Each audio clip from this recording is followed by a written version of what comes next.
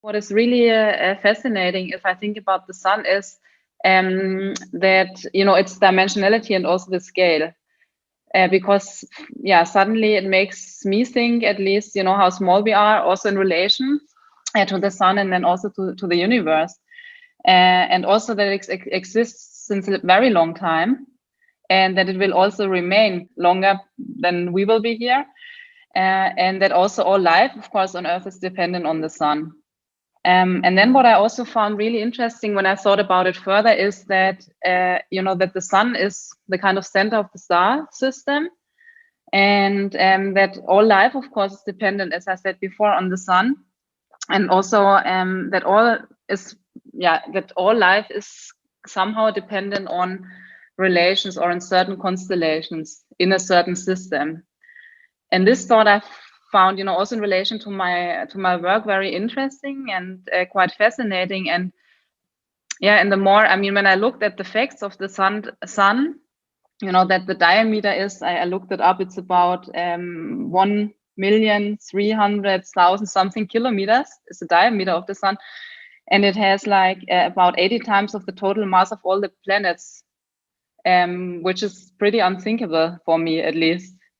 So this is probably also again referring to, you know, my answer that I had in the beginning about the scale and about the dimensionality. And then also, I mean, when thinking about spaces, I found it interesting that, and this is also what interests me the most, is how can we think about space as a dynamic concept, and not seeing space as something that is static or fixed, that is not changing. And I think this is probably something, again, that I can relate very well to my own work.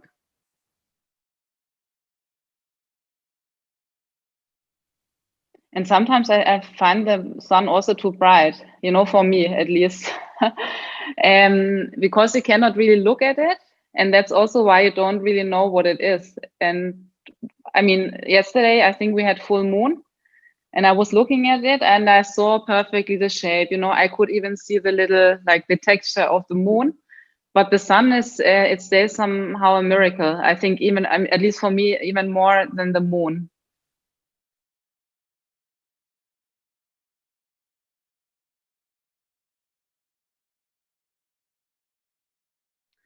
So actually, I love to observe.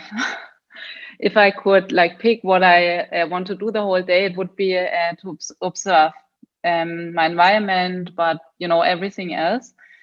And it's also without necessarily articulating myself. I mean, for me, this observation is really something that is very central also to my own work, and also when I work with students. And this is also what we are learning also at university. How can we observe? How can we change our perception in order to start designing or to start work with the space? Because I think that's very, very central issue. And sometimes I even, if I speak about myself, sometimes I even imagine to be invisible, you know, when observing, or I wish I would be invisible because nothing would disturb me, nobody would disturb me, and I would be just like a neutral, you know, something looking at or observing that what I want to observe. And I think it's also more an introvert action than an extrovert action, because it's also a very silent action, or maybe at least, or that's at least how I perceive it. And so why is observing so important? I think it's so important because, first of all, we have to understand all relationships between people, spaces, between people and people, between people and other life forms, or between humans and life forms. And it helps us to raise basically awareness for things, for life, for our surrounding that is outside ourselves. That is, of course, then again related to the inside of ourselves. And then the big question is, how can we change or sensitize our own perception and awareness for our surrounding and the world we live in? And this also, of course, brings me to the idea of the dialogical space, because I think no dialogical space is or can exist without observing or listening. So listening, I think, is very much, again, related to this idea of observation. And the question is then, how can, for instance, an interaction or a dialogue or even like communication emerge? And I think that a dialogical process is always an open form of listening as well. So you always have to listen in order to start a dialogue, because it's not oriented in one directions, but you know, a dialogue is always a ping pong, and it's always, you give something, you get something back. It's an interaction. And like a few years ago, I started to read Hartmut Rosa and what he wrote about resonance, or I don't know if I translated right, but resonance, maybe in English. And he understands this relationship of resonance as a dynamic interplay between subject and the world. And whereas resonance emerges through an experience of difference, that's also what he says. And so it's not so much that resonance is emerging from consonance, Gleichklang, but it's more from difference. And this, I think, is also very interesting, because if I observe something that's mostly something that is alien to me, you know, which I find the most interesting or the most fascinating. And what I think is also, again, important to understand is that if we speak about dialogical processes, those are always open-ended. So, you know, you never know when it will end. So it's also, so, I mean, why is having this resonance so important? It's also because it makes us feel alive. And I think this is also true if you think about spaces and how they are constructed, because this contact to materiality, for instance, for me at least, is something that plays also a vibrant role, to touch, to make contact with something, with somebody, and to see materiality, and also, of course, spatial structures as a mediator in order to enable this interaction and this resonance.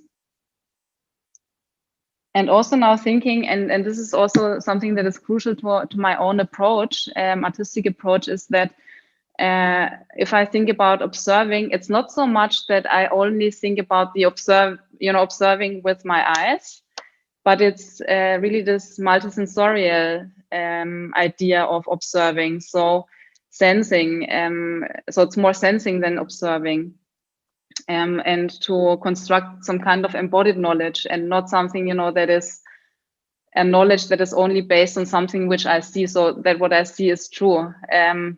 So it's very much related to the body. So it's also about the experience space in the end. And then also to think about how complex also spatial experience is. So it's always, of course, visual, but it's also auditive, tactile, it's gustatory, it's olfactory. And I think this is really important to appreciate if someone is working or starting to think and to design space. And then the question is also for me, as a human, so how can you see the human as one relational entity of a spatial experience? And how can we also, and this again relates to my teaching, how can we find or develop new methodologies in order to design spaces if they are not only based on a visual experience? So can the models, or, you know, can the drawings, is it enough as a tool to develop spaces and to think about spaces, or do we have to find new methodologies? And then maybe also to come back, just as another reference to the dialogical, I once saw a talk by Richard Sennett.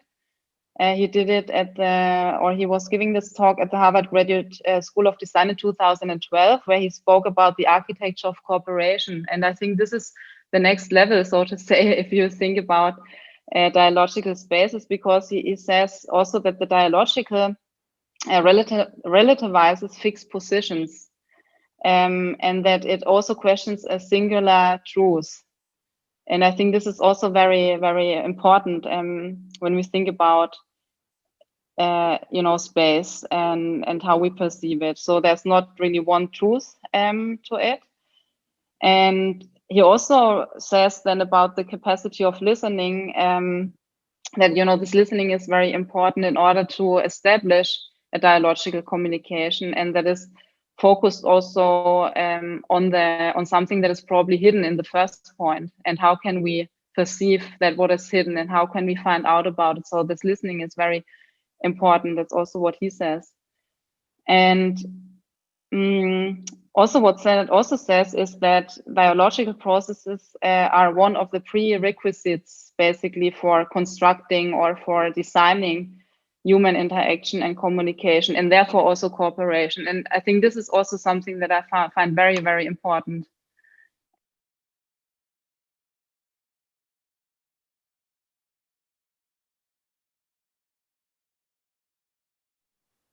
I think that this also probably relates to that what we spoke about before, because for me, this idea is also, again, very much related to the planned and unplanned, or the expected versus the unexpected.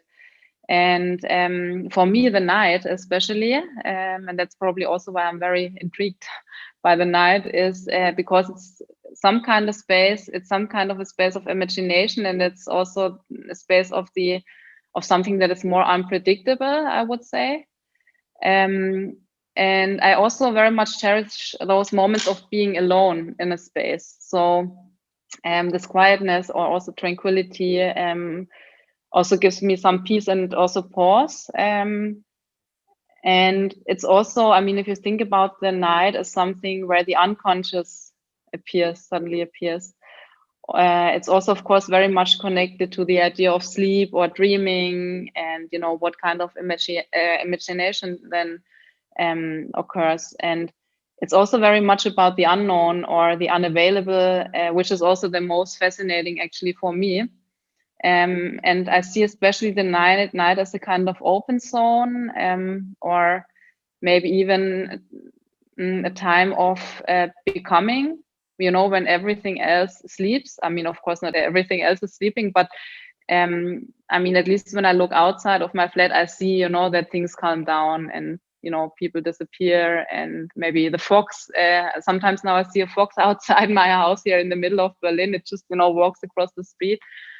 And of course, it's a different atmosphere. Again, I'm in the same place, but due to this change and constant transformation, also the space is changing, obviously.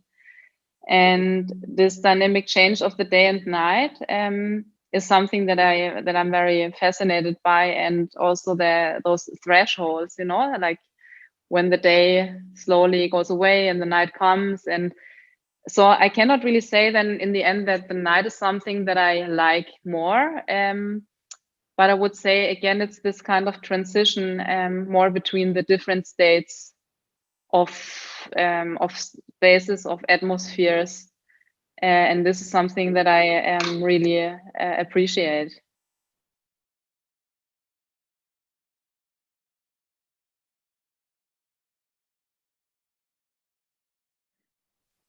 Sometimes architecture is thought of a very narrow practice. I mean, even, if I think about how the profession of architecture is defining itself, like, okay, you have to have this built work, you have to have the built buildings in order to be an architect. And I think that this field, or the idea of what an architect is, really needs to open up. And this, of course, also starting in architectural education. And as I said before, so for me personally, I discovered that I'm not really interested in considering architecture as something that is a fixed state, or that something that is built for eternity, or that architecture is not something that is only manifested through the sum of its built elements, or something like this. So for me, I always thought about an expanded notion of architecture. And so, for instance, what about if you think about a city? Of course, it's made of rigid built elements, of architecture buildings, of houses, and so on. But it's also influenced through constant transformation, and the way how people are meeting within that space, and also other life forms are meeting in that space. So it's also constructed through actions, through relationships, encounters, and also interactions that are constructing a space. And of course, again, architecture acts as a mediator in this, because it can bring people together, it can divide people. And this is something, where, of course, built architecture plays a very central role. And if I think about this notion of space, I see it more as a kind of performative. I have a very performative idea about space. Space for me is more a moment, or it's more a temporal construction, rather than a fixed building that is built, as I said before, for eternity. And I think that our reality in general is a constant state of transformation. So, for instance, if we think about the actual situation right now with the pandemic, the public suddenly becomes more private, the private becomes public, the outside turns inward, the inward turns outside, and so on. And also the digital is taking over the analog, and the way how our reality is ephemeral. So it's an active, constantly changing state, and it's also the question, what kind of role physicality and publicity and the appearance of space is also playing today in the new situation, or in the current situation. And then I read, like in the past half year, I read a little bit more about Hannah Arendt's idea about also what she speaks about when she speaks about interaction or about the public, and how this public sphere is also constructed. And I think what she says is that she refers to the public space as only created through the interaction and the encounter of people. So she's not so much speaking about, again, the built environment, but rather about the interaction and the encounter that is happening. And this is the public sphere. And now, of course, I'm asking myself, so what is happening when actions and interactions are transformed right now, as in the actual situation? And what happens if spaces are reprogrammed? Can a new common public space be created in the digital at all? What kind of new landscape, cities, bodies, and spaces will emerge in the future? And how can spatial structures, speaking about architecture or about any other spatial structure, also in a smaller dimension, that's probably more related to the body, enable certain ways of communication?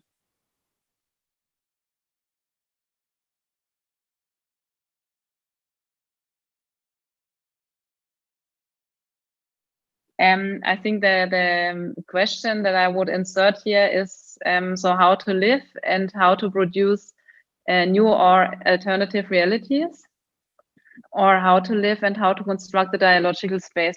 And now I want to come back to this term of Gestaltung or Gestalten. There's no separation really, for me at least, between life and Gestaltung. And of course, what Gestalten and Gestaltung means. So it comes from the German verb gestalten, and it means, for instance, to transform, to form a meaningful whole, to construct something as a unity, or to build something, to construct something, to enable. And so what I like about the term of Gestaltung and about this idea of the form finding, it's much more open, also disciplinary, in a disciplinary way. I think this idea about Gestaltung is so open because you can find it also in many fields. You can find it in architecture, you can find it in applied arts, in the performative arts, and so on. And it's not so much related to what you are in the end. It's rather a method, how to see the world, how to design the world, how to build or construct the world in small pieces, of course, in your little kind of cosmos that you are acting as a person. And so I think in the end, it's not so much about constructing this material object or material, whatever it is. It's more about constructing a process or a structure or a situation or something like that. And also the question, how can you actively engage with your surrounding or your environment? And also, of course, if you think about politics, this is also a form of Gestaltung. And then, of course, I have to think about Joseph Beuys, and his open idea about the erweiterte Kunstbegriff, expanded notion of arts. And yeah, so for me, this idea of the Gestaltung is more something about, or it's more like an explorative process. It's really about this exploration. And then in the end, the question, how can we build those responsive architectures? So how can we change the way we see the world, and also to know that it's also okay not to know. And yeah, I think also this digitalization also brings us into a crucial point. Because now today, if we're thinking about space, we can not only think about the physical space, we also have to think, of course, about the digital space, and ask ourselves, how should it be constructed? And yeah, and then the question also, how can the space be dynamic, changeable, performative, open to everyone, multi-dimensional, and how can it then still also, it's digital, probably in some parts, how can it evolve through all senses? And then, of course, again, the role of the body and the materiality plays a certain role. And now, especially in the project that we are doing right now at university with the students design project, we are thinking about the role of the new so-called new materialism. And we are also thinking about, the question, how can we overcome the central position of the human subject, which is also, of course, part of, or an idea of the new materialism. And Karen Barat, for instance, asks how can we remeasure or readjust the boundaries between objects or our instruments, language, and also the human observers. And I think this is very important, and an important field also maybe for architects, and I mean all persons who are creating or designing or thinking and developing spaces.